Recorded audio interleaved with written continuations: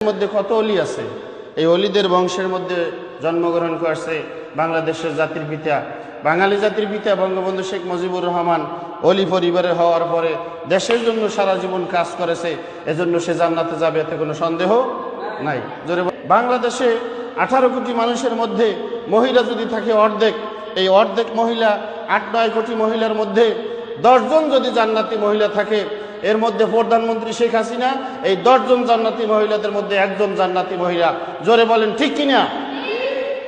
আপনি বিরোধিতা করতে থাকেন।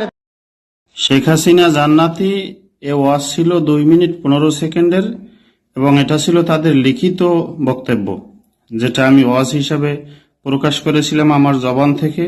আমি যে অপরাধ করেছি সেটা ছিল অস্ত্রের ভয়ে তাদের চাপের মুখে পড়ে মসজিদের সব দরজা জানলা বন্ধ ছিল।